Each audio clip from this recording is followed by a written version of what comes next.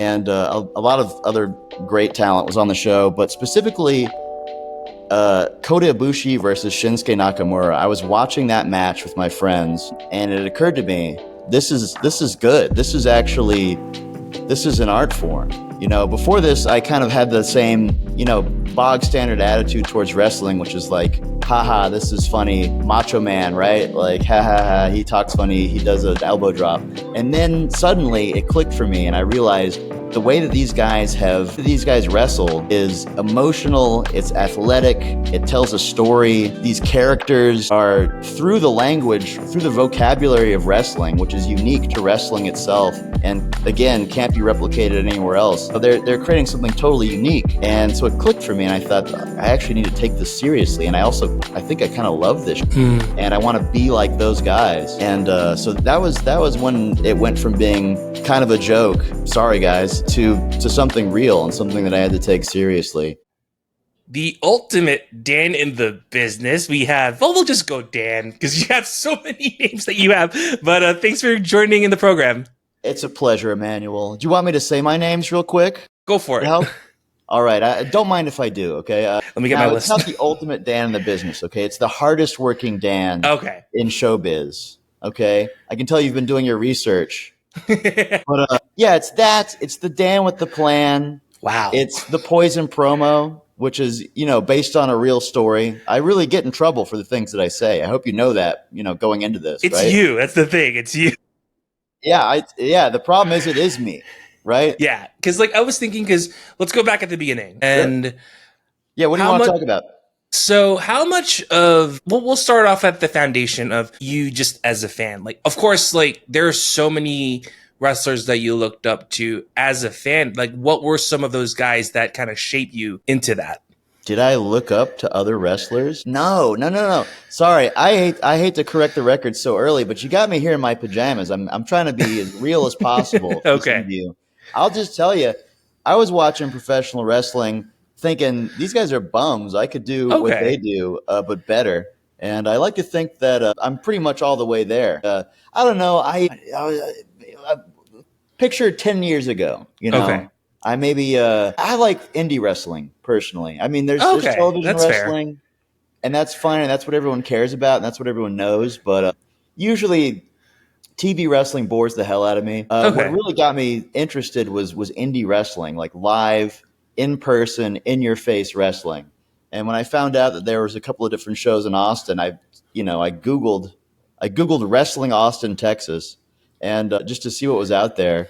And I kind of stumbled into what was popping off 10 years ago. And so I was going to Anarchy Championship Wrestling. Okay. I went to check out Inspire Pro, as it was called at the time, now known as Expire. I'm not Expire. I'm sorry. Inspire. Victorious, which is a bold name, to say the least, but I appreciate the confidence. I was watching Inspire, I was watching ACW, and I was the experience of being, at a live pro wrestling show and being 5 feet away from the ring. Okay. And, having the dudes fucking walk past you and having the dudes fly out of the ring in 3 dimensions and crash into the seat that you were sitting in and having to dive out of the way. That's compelling. You can't get that anywhere else. You can't get that on television. You can't get that in a movie theater. You can't get that from your PlayStation 5. Only pro wrestling is going to launch a man from a high place onto your seat. And so that I found that compelling. For me, that was the stuff I was watching as I first got kind of interested in indie wrestling was ACW and Inspire. That was what was going on in Austin at the time. And then Wrestle Circus came up at some point. That came around. I don't know if you remember that. That was a big laugh for everybody. We all had a lot of fun with that one. And at some point, I just kind of snuck my way in, and I became part of the show. I just wandered into it. Yeah. They've been trying to get me out ever since. And I like a cockroach. I have the tenacity of the cockroach. No matter how many times I get stepped on and squished, I find a way to persevere. And I'm still here, goddammit. And better than ever, I might add. Because what makes indie? Because I think the way that we're showing TV wrestling in our circle, how has indie wrestling kind of paved the way for you to really train and hone yourself to train in professional wrestling? Yeah, well, you know, I don't really believe in training. I'm kind of a natural. Okay. You know, like Okay. you know that character Taskmaster Right. from Marvel. They have the Because you can power adapt to any superhero too. exactly. They can instantly replicate anything they've seen. That's pretty much me with wrestling. I can do any wrestling move that I've seen. I just don't want to most of the time, if that makes any sense. But yeah, Okay. all that Will Ospreay Ricochet stuff is. I just don't. I just don't think it's worth the people's time. I could. You want to see a 6:30? Why? Let me do my stuff, Yeah. right? But I did some Because training. You want to hear the story? You want to no, hear that's where I where came I'm from and going stuff? next. Is like, Hmm. what was it like to start even just learning the foundations and basics of a professional wrestler? It was weird, man. I came in the wrong way. I'm going to be completely honest with you. You're gonna have to I didn't do. elaborate. Yeah, I came in the complete wrong way. It's a fucking miracle I'm still here. You know, I've burned a lot of bridges just to get this far, but I'll Okay. tell you the story, okay? Understandable. Uh, I okay, it started in a gay bar. All right. I don't know if you Okay. heard this, but there was a bar called the Chain Drive here in Austin, Texas. I don't know if you've been to the Chain Drive before. It's not around anymore, sadly. But it was like this gay leather bar where guys would wear harnesses and stuff. And they happened to run a show every month called Thirst Thursday. And they would have bands play at the bar. And people like me, you know, hipsters in their 20s and 30s, Hmm. would come check out the bands. And then after, late at night, there was this dominatrix chick who would sign people up to wrestle after the show. And they would lay down yoga mats on the bare floor of this bar, and you would sign your name and they would put you next to somebody else who signed up, and this dominatrix who was the MC would pit you against some other person who wanted to do this, and you would kind of roll around on the floor while a crowd of drunken people watched. And the regulars, you know, the chain drive regulars were these middle aged gay men, shirtless, with leather harnesses and little rings around their nipples. And they were just drinking Miller High Life. And they were off in the corner just chuckling because this was like an incursion into their space. These fucking hipsters would come and roll around. And it was very like slap and tickle. You know what I mean? It was like clearly an avenue for hipsters to flirt with each other, right? That's what it was really about. And I was just a guy at that point, and I thought this is a great opportunity to disrupt something. And Hmm. so I got a ski mask and I put it on and I signed up under a fake name, and I would come out and I would take the microphone away from the dominatrix and I would cut a promo on all the people in the crowd that were there to have a good time. And I would say that they were disgusting perverts and that I was better than all of them and I was stronger than all of them. And I dare one of you to step up and shut my mouth for me. And usually then I would get trucked by somebody. And eventually I started bringing my friend with me, the great Rory Blank, who's a Hmm. cartoonist, would come up and he would wear a mask. And we would have these matches in the middle of this event, this monthly event. And we would trade wins and we would do wrestling moves on each other. And everyone else was like, what the fuck are these guys doing? This is not the spirit of the event whatsoever. But we thought it was really funny. And the gay guys in the corner thought it was hilarious. And we were their favorite. And that was how I started my career as a professional wrestler, is just essentially intruding on this other thing and forcing them to look at me do like suplexes and knife edge chops on my shirtless lucha masked friend Rory, and that's how it started. Uh, Let me tell you about what happened next. Okay, Oh sorry, boy, there's going to here be a we lot go. of steps to this story. I hope that's okay. The machine is running. You'll know if I'm going to interject. So. Yeah, please, you know, if you want to send the hook. Actually, now fuck it. This is my time. This is my interview. All right, so here's what happened next, okay? So word got around that I was a guy that just did this, and I was just a weird guy that had a reputation as the one who showed up and fucked up Thirst Thursday for everybody, and they couldn't get me to stop. But there was a guy named Chris Monica is still around today, if you know where to look. He was putting together a backyard wrestling promotion, which he and his friend were calling Party World Wrestling. Okay, this is about 10 years ago now, a little more than 10 years ago. And he was like desperate to find people that would join his league and were consistently going to show up for the event and just give a shit and try. Because at that time, it was, I don't know, it was a house party. It was basically a house party where people dressed up and pretended to be wrestlers and kind of slapped each other around in front of an audience. And, you know, motherfuckers, alcoholic, degenerate, drug addicts, a lot of people from the experimental noise scene here in Austin at the time, edgelords. They were just all signing up to pretend to be pro wrestlers. And Chris scouted me. He actually came, he met me, a guy I've never met before, and he said, I want you to be a part of my show. And I said, yeah, sure. Saturday's free. And from there, I got into this backyard pro wrestling company. And if you know the story of Party World Wrestling, it ballooned from this backyard show on not a real ring to something that had a real ring and a real venue and arguably some real wrestling and a really huge fan base. I'm looking at the gates and stuff. Like at our height, we had over 2,000 people coming to the shows, and that started from like 50. It went from 50 to 2,000 over the course of 5 or 6 years. And that's how I got in. I was a backyard wrestler. I was a backyard wrestler at the right place at the right time for this backyard wrestling company, which eventually became kind of a real company.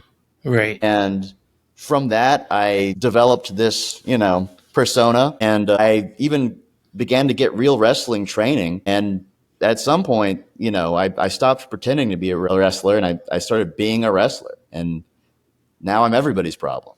What's the motivation now that you have this formal training? You don't have to disclose it, but when was that motivation to say, hey, you know what? I'm going to take it to the next level from where I left off to now knowing what's expected to be a wrestler? Yeah, it's been a journey, my friend. For me, a really formative show was Wrestle Kingdom. I want to say 8 or 9. I think it was 2016. Wrestle Kingdom. Yes, it was. Yeah. And if you recall, it was Shinsuke Nakamura versus Kota Ibushi. The Wrestle Kingdom with that match specifically. Kenny Omega was also on the show, and a lot of other great talent was on the show, but specifically Kota Ibushi versus Shinsuke Nakamura. I was watching that match with my friends, and it occurred to me, holy shit, this is good. This is an art form. Before this, I kind of had the same, bog standard attitude towards wrestling, which is like, haha, this is funny. Macho Man, right? Like, ha ha ha, he talks funny. He does an elbow drop. And then suddenly it clicked for me, and I realized the way that these guys wrestle is emotional. It's athletic. It tells a story. These characters are through the language, through the vocabulary of wrestling, which is unique to wrestling itself. And again, can't be replicated anywhere else. They're creating something totally unique. And so it clicked for me, and I thought, fuck, I actually need to take this seriously. And I think I kind of love this shit, and I want to be like those guys. And so that was when it went from being kind of a joke, sorry guys, to something real and something that I had to take seriously. And fortunately for me, not long after that, we actually had real, actually trained wrestlers show up and want to be involved in Party World Wrestling. And so I got training from the great Jojo Bravo, who you might also know as Jay Sirius or currently Tiger Pants. Yep. And this guy was like a technical genius. He was really, especially back then, was like the Haas of all Haas's. He was like an incredible workhorse, an incredible technical wrestler. And for some reason, he took a shine to our silly asses, and he decided that we were endangering ourselves doing what we were doing, and that he could actually show us how to do this thing for real. And so I got to learn under him, which I wish I could go back to. I wish I could go back to JoJo's lessons in his class, because that was an incredible opportunity, and I have to say I kind of squandered it. How much of that you take into heart with that type of experience to really like craft into your moveset? Yeah, I mean the move sets. I mean, it's weird. You know, these days, you know, this might be a cliche, but like more and more now, it seems like the move set isn't as important. Okay. You know, you know, not to give too much away, but like I had a match this weekend, and I had people coming up to me after the match, like fans that were like, "Hey, man, you're really good. Great match." And I'm thinking back to what happened in that match, and I didn't do a goddamn thing. I didn't do a goddamn thing the entire match. I just got my ass fucking trained by this karate man.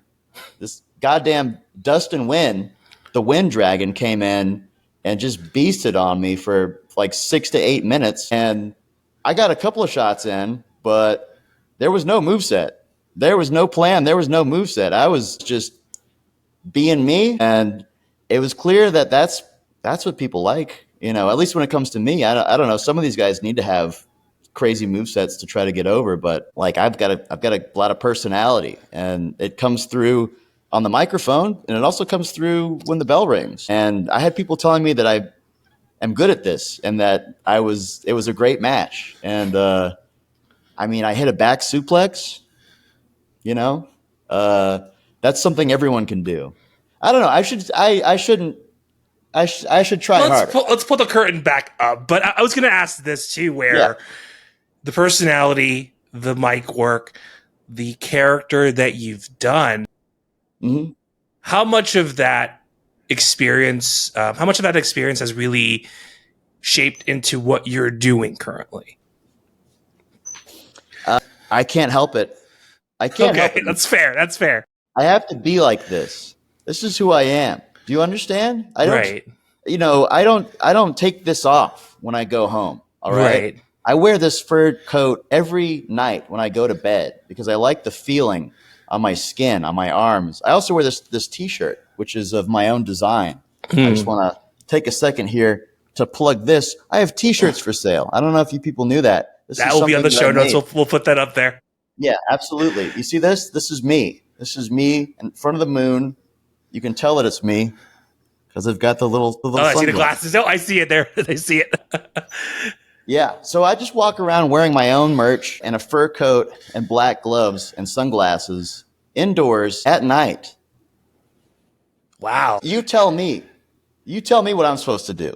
Right. No, that's fair. And how much of that has taken time to really shape into it, or did it just come in right out of the box with your character? A lot of this was already here. Okay. It turns out that I'm very good at being a cocky motherfucker. Like that's just that's a natural wavelength for me. I'll tell you, before I was a pro wrestler, I used to get on people's nerves, if you could believe that. I used to bother people, and I would even try to be, I would try to be whatever I thought they wanted me to be, and they would still be bothered by my general attitude. And I realized that I just have some kind of superpower that I just rub people the wrong way, and I used to think of that as like a hindrance, like maybe this was some kind of, I don't know, punishment. And then I discovered wrestling, which is the only job on earth where getting people to hate you is actually a good thing. And so I Right. just decided I'm going to take every part of myself that other people don't like, and I'm going to amplify it. And we're going to see what that looks like. Having said that, like the premise was a little bit different. Dan the Man from 10 years ago in Party World Wrestling, the premise was that I was the corporate champion. You know what I mean? Like it was something that was designed to specifically rankle the sensibilities of like liberal college students in Austin, Texas. So I had a lot of corporate branding. The Nike stuff, there's still some Nike on me, you know, wherever I go. But it used to be way more flagrant, and I would cut promos where I would just advertise for like Heinz ketchup or like Hard Rock Cafe or something like that. I would just plug that stuff. I used to kind of take these sponsorships and I would rub them in people's faces to kind of irritate them because I was a soulless husk, a complete and total sellout. And now I have to say all of my sponsors have dropped me, and it's just me doing my thing by myself. And I think the message is still there. I think the flavor is even stronger than it used to be. Okay. But yeah, you get better from practice. Because I was thinking too, where like you wear high vis, like basically like the stuff you see in like motorcycle riding, that type of green. Was it Yeah. just the way for you to just stand out, even you're cutting promos or doing your matches? Was that something for you to say, I'm here, I stand out more than whoever I'm facing? I'm just wearing just that high vis gear that you have. It gets on people's nerves. Oh, The okay. No, that bright makes sense. That makes green sense. Okay. gets on people's nerves. I don't know if there have been any studies on this, but people are constantly crying and bitching and complaining about how I dress myself. They call me the human highlighter, and I can Okay. tell that the green gets to them, which I love. So I love the green and black. The black obviously communicates a little something about my moral character. Mm, And yeah, I mean, here's the thing. I am jacked. I don't know if you know this, Emmanuel, but I'm in fantastic physical condition. right. I have bulging muscles on every part of my body, and yet I decide to cover it up because I don't know. I don't want to just look like every other guy. You know what I mean? Like, does it not bum you out when you go to a wrestling show and you see a bunch of muscle men in the same like colored little pants? Yeah, you Like, you sense know like what I the mean? it's like it's almost ordinary, like the way Yeah, it is. it's It's the become status quo. Yeah, exactly. Like somehow we have this status quo where, you're just like a pants guy. Mm. Someone was telling me the other day after the Baracho show, they were like, yeah, like I saw a lot of wrestlers there, and usually the most personality they could project visually was just whatever words they wrote on their butt. You know what I mean? Like Okay, the okay. butt words, your butt slogan, whatever your catchphrase is, or your nickname is just embossed on your ass, and people have to try to extrapolate from that. You know what I mean? Like who is this guy? Who are you? What's your motivation? Right? I want to win. I like to have fun, and I'm a good guy, and I do a drop kick, and I want to win. Like what's that? That's nothing. You know what I mean? Meanwhile, Dan over here, so many layers, so many layers. And the people connect to it. They don't want to admit that they connect to it, but they do. I can see that they're obsessed with me. I'm fortunate though. I get to get on the microphone and explain myself. How much of you stood at basically how much of that individuality for you to stand out across from all the people who are on those cards? What when fans do interact with you and having that unique interaction, that must have been a crazy feeling because it might have taken a while, but when someone approached like, oh shit, good match. All right, cool. Like how was that like? It's so tedious. It's honestly, I feel fans in wrestling these days, they're so patronizing. They want to get in. They want to get on the other side of the curtain so badly. They want me to be their friend. It's kind of disgusting. It's kind of pathetic, actually. I mean, it's fine when you do it, Emmanuel. I would never criticize you for I wanting appreciate to it. get behind the curtain, but everyone else that does it should be ashamed of themselves. They really should. And so, yeah, they try to butter me up, and they come up and they buy my merchandise. Again, T-shirts for sale, sunglasses also for sale. Show You'll notes, see show notes. my table wherever I go. They try to butter me up, and they try to kiss ass just because they can sense my power and they want to be close to something real for once in their godforsaken lives. What was the question? No, you had it. You hit it right in the head. You hit it right in Oh, the head. that's right. Okay, Yeah, well, just because fuck the it's fans. interaction too. But speaking also with Baracho, because that's been highlighted. I was there at the Revenge of the Sick show that happened past Revenge Sunday. of the shit. They should have called it that. Yeah. That's like a backwards spelling. But anyways, the one thing that I noticed too is the Open Dan challenge. And let's start at the beginning Mm-hmm. when Bradley, let's say it this way: when you approach Bradley, say, "I have this open challenge." Why did that ever get created in Baracho? Bradley's a fool. Let me just put that out Okay, there. I know he's a friend of yours. You guys like to do top 10 lists together or whatever the fuck that was. Didn't I noticed that my name wasn't on that list, by the way. uh, So you might want to check that one a second time. that is okay. That's complicated, but go ahead. For the time being, we'll just try to keep this short and say Bradley's a fool. He's a fool. He doesn't know what's good for him. He doesn't know what's good for his show. But once again, just like the other fans, I'm not gonna say the M word, but I think you know what I mean when I say that Bradley is a big time M word. Okay, He wants to be close to something real. He wants to be close to something powerful. I've been knocking on the door of Baracho Pro for a while, and for some reason they weren't answering until, I don't know, like there was some administrative juggling and suddenly a spot opened for me. I don't know if someone was doing me a favor or if they were trying to get their revenge. But we came to terms on this deal where I was going to do an open challenge every single show for the year of 2025. Okay. And I'm starting to wonder if that wasn't some kind of setup. But All right. I will say that Dan's stock has risen quite highly since I began this open challenge. And, depending on your definition of success, I've been very successful with it. I'm sure you had more interactions. That's the only thing coming out of that. And a lot of new fans who never heard of you were probably like, oh, I'll give this Jan a shot. Possibly. They have no choice. Okay, that's the fair. beauty. They have no choice. If you buy a ticket to see Baracho Pro, you have to deal with me. I will be in front of you talking for probably about 5 minutes and wrestling for however long it takes me to beat this other guy's ass. Again, maybe 6 to 8 minutes. It's not up to you. Right. And that's what I like. I like that there's a little bit of coercion, for the audience because they've had it too good for too long. You know what I mean? They need the medicine that only I can provide. They need to hear me talk on a live microphone until I run out of things to say. It's good for them. Yeah, because out of those open challenges, which one's the most creative? I mean, no matter what the outcome is, which one of those were the most creative that you're willing to take on that open Dan challenge? I'm willing to take on anybody, Emmanuel. That's the thing.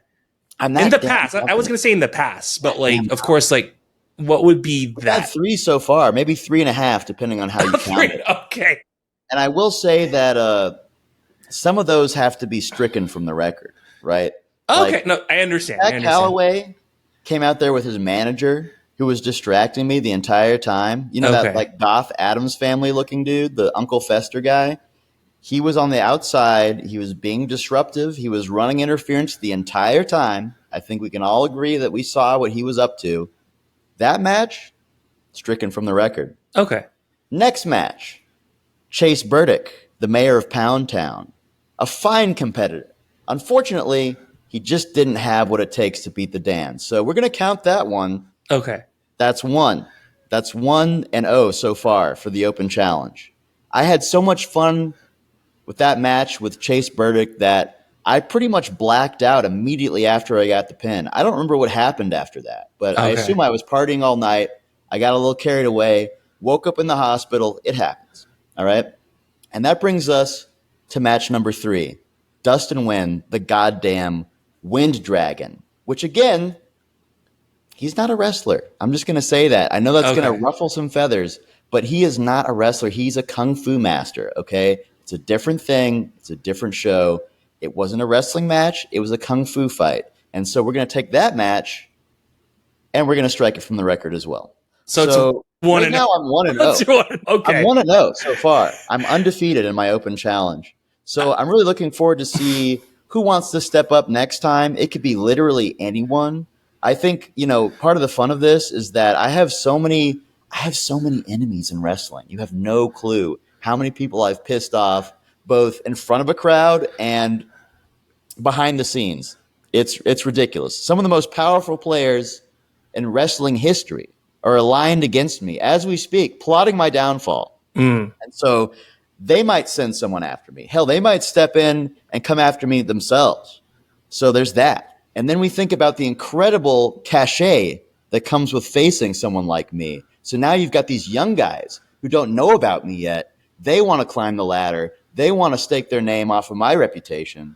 So they're going to jump in there too. I never know who it's going to be. I just know that I'm the best. And as long as I stay the best, it's not going to be a problem. I'm going to stay undefeated. It's going to be a great year for me. Because I was thinking that too, where are there any particulars that you're willing to face on a future Open Dan challenge? Or it's everybody? It's everybody. It's everybody. I mean, look, I know there's some guys on the Baracho roster that I could make some magic with and then summarily defeat. And then there's some people that aren't even part of the show that could show up. Because I feel like I'm on the radar now, and I'm broadcasting the signal. I'm ringing the dinner. I'm ringing the dinner bell. I'm saying, come and Mhm. get it. You know what I mean? Anybody, anybody. I don't care. It doesn't have to be Texas. It doesn't have to be Texas. It could be worldwide. Some of these motherfuckers from Japan. I want them to pop the curtain. I want moments. I want people to pop that curtain and come after me, and I want everyone to know in that moment that something's about to go down. So I'm greedy, but that's what I want. I want that curtain pop. I want somebody interesting to come out there and challenge me. So I'm not going to limit it. I'm just going to say to anyone watching this, get in line, and if you've got the stuff, bring it on. Because prior to this, we talked about ACW, Mm-hmm. and you didn't show it just yet, but you are the champion over at ACW. Well, let's start at the beginning. Did you Yeah. wander into ACW, or did they happen to have a handshake for you to be in that promotion? Alliance Championship Wrestling. Okay, I'll plug these guys because I am currently holding one of their titles. No big deal. I don't normally just keep it around me like this, but I thought maybe for the interview it might be nice, just to show off my United States Heavyweight Championship title Okay. that I won at Alliance Championship Wrestling. I won that from Romeo Falcon, actually, Mm. and defended it, I think, 2 times since then. And I'm basically, de facto, I guess this means I'm like the best wrestler in the United States as long as I have this thing. So, That's in the cards. That's in the cards. yeah, you got to start small, right? But being the best in the United States, pretty good. There's actually some pretty good wrestlers in the United States. Because I was gonna get None that good. I've seen, but they must be out there. Because I was gonna ask this whenever someone has a championship. I'll do it in two parts. Yeah, So yeah. the Go first ahead. part is when someone says, and you from the ring announcer, what is that moment for you? And from ECW, let's do it this way. With Mm-hmm. ECW handing you the belt, how much of that trust has built to lead you into getting the US heavyweight title? Okay, well, I have to take issue with your question because this belt was not handed to me. I Okay. had to fight another man. I had to beat another man. Okay. Arguably, according to some people, maybe some brass knuckles were involved. Who's to say? We don't have the playback on that particular match. But I, Okay. I had All to right. utterly defeat a man, to earn this thing. And I've been busting my ass trying to hold on to it ever since. Okay. Why did they put me in that position? I think it's because they realized that I'm worth a lot of money. Yeah. Not to brag, but I kind of run that show. Every time I show up, it basically becomes the Dan the Man show because my aura, my presence is so powerful. I think one of the shows I was at, they were chanting my name when I wasn't in the match. I was sitting nearby watching the match, and the fans just saw me and were like, "Whoa, that's Dan the Man! Dan the Man sucks! Dan the Man sucks!" And so obviously they're obsessed with me. Obviously, eyeballs just gravitate towards me. I have something. I have it. I have it. Are you familiar with it? Having Yep. it?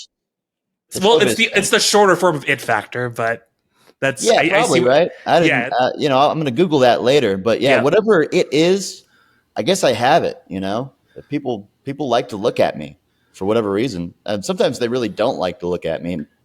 It's not my It's problem. on them, honestly. It's on them to. Yeah, I'm a handsome guy. There you go. That's what I'm saying. That's what it is. I'm a handsome guy To with an interesting haircut.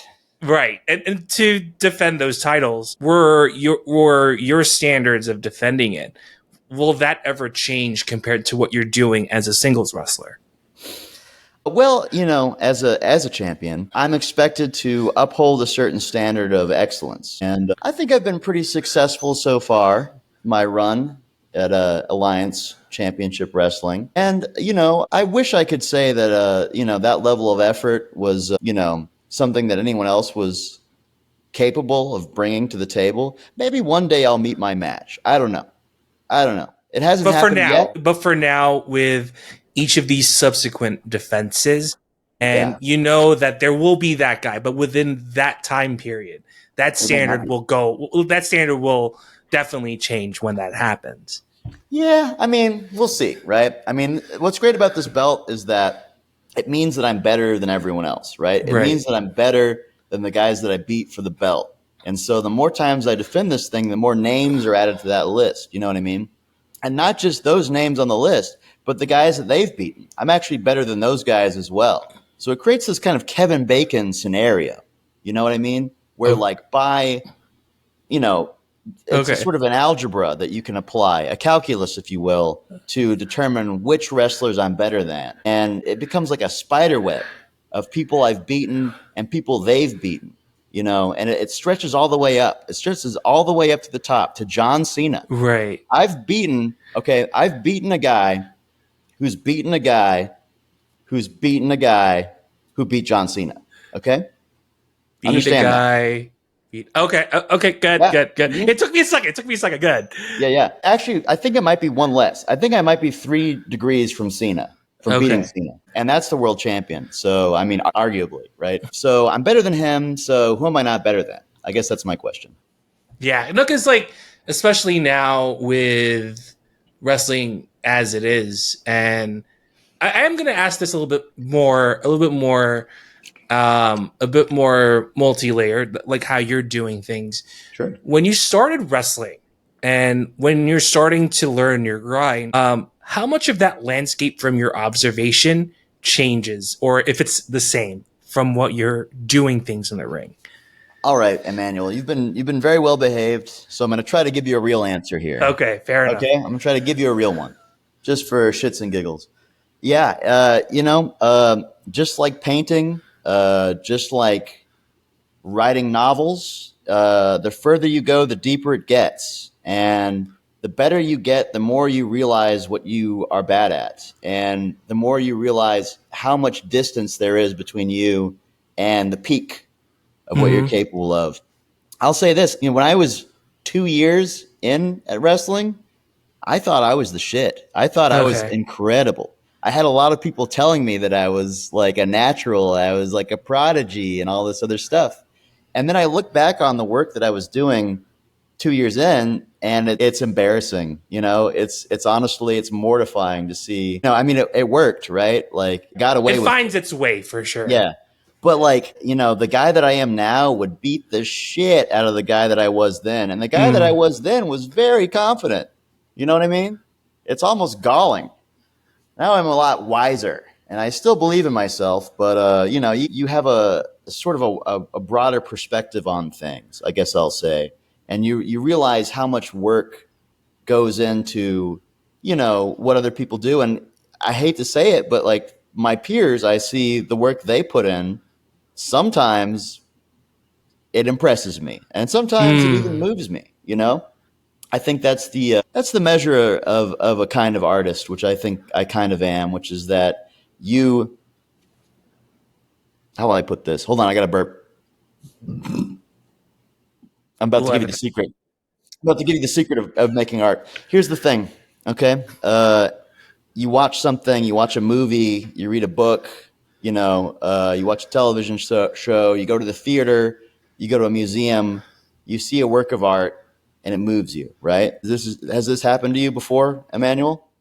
I saw the painting when I worked in New York, and I just saw Sorry Night. And for some reason, throughout all the swirls and the paintings that Van Gogh has done, Mm-hmm. there's there's this for me. This is for me at least, so it could change with everybody. I see hope because that night will turn into daytime. So when I was looking at that, that's how it hits me because I see a vision of hope within that painting to keep going. So I see where you're going with that. It's beautiful. Well, look, that's beautiful, and that's your memory, right? Yeah, exactly. That's your impression. And so I think it's just, if you've ever had something like that, and you've turned around and you thought, I wish I could make someone feel the way that I feel right now. You know what Right. I mean? I wish I could do something. Not, it's not going to be Starry Night. It's not going to be the exact same thing. But if a kernel of what I'm feeling right now, which is real, if I could communicate that to another person somehow, I would be happy. I would be content. And I've done some stuff in wrestling that I think actually was worth a fuck. I think it Mm. actually was good, and I'm always going to have that, on my ledger. I did stuff. I made people feel something. I've seen motherfuckers crying after wrestling that I created. I've seen tears in people's eyes. So that was real, you know. And there's moments that I've been involved in and that I've helped to engineer one way or the other through my sneaky ways that have genuinely moved people, and they've moved me as it was happening. And that's the feeling that I chase as a sort of artist. Now, understand, just because I'm an artist, I'm also a fighter. I'm also a beater of ass. So when I say that I'm an artist, please understand what I mean is the ring is my canvas, and the pain of my opponents is my palette, which I paint my masterpiece with. Okay? I'm not a pussy, all right? Right. No, no, you blew my mind. I know you mentioned it. So with the year on its way, what are, of course, defending the Alliance Championship Wrestling, Yeah, the US Heavyweight when I can title? be bothered, sure. Yeah, I'll Yeah. defend it a couple times if I have to. What are some of your goals besides that Yes. in the year? And what are some milestones that you're willing to hit in 2025? Well, I'm starting to feel like I got something good going on here. Okay. And I'm starting to feel like the people are picking up on it. I need more outlets. I need more venues. I need more promotions to pick me up and show me off. I need more platforms. There were times, there was COVID. I don't know if you remember that, where That's it a seemed like bygone everything era, was on but hold. I see. Yeah. And that's fine. That's understandable. But I don't know. I got to put in the work to show up more places. I feel like a lot of these shows need someone like me. I feel like any show can put me on and I will move the needle. I will make sure that those people in that crowd are entertained. And I don't want to throw anyone under the bus, but there are a lot of guys right now who are getting bookings that I should be getting that don't have what I have. And they don't make anyone feel anything about any kind of way. Right. Because they ain't got it. And they'll never get it. But I got it. And so why not bring Dan to your show? I guess that's it. We're going to do some advertising here. Bring me to your show. The people, will they be happy to see me? It's complicated, but they will remember me. And they will remember my opponent. Because I'll say this, the guy that fights Dan the Man is everybody's favorite every single time. Okay? If you want one of your precious little guys, one of your little friends that you want, people to connect with and care for and go and buy their t-shirts. If you want people to actually give a shit about them, put them against me. See what happens. I've seen guys get bigger pops to come out and fight me than they'll get for the rest of their lives. That was the peak. Fighting Dan was the greatest night of their career, whether they realize it or not. And I'm feeling generous. I just want to give that feeling to some more poor schmucks. And then I'm going to choke them out and I might drop them on their head. We'll see.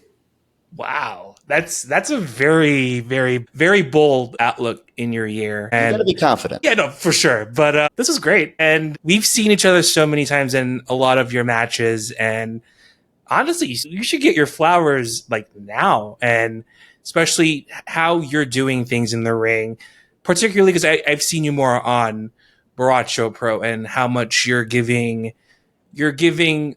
the other competitors some flowers on there, and because they know that you're there, your worth as a wrestler in that ring within those open challenges, and getting a title like that with the US Heavyweight Championship is not an easy feat. I like to think that I am the title. I am the prize. You know what I mean? As I said, people should be getting in line to face me, right? Like it's an accolade. Because, as I said, that's going to be a career highlight for you, my friend. Okay, it's awesome. The question is, can you handle it? Can you handle the pressure once you step in the ring with me? And the answer is not always, Yeah. But so don't waste my time, okay?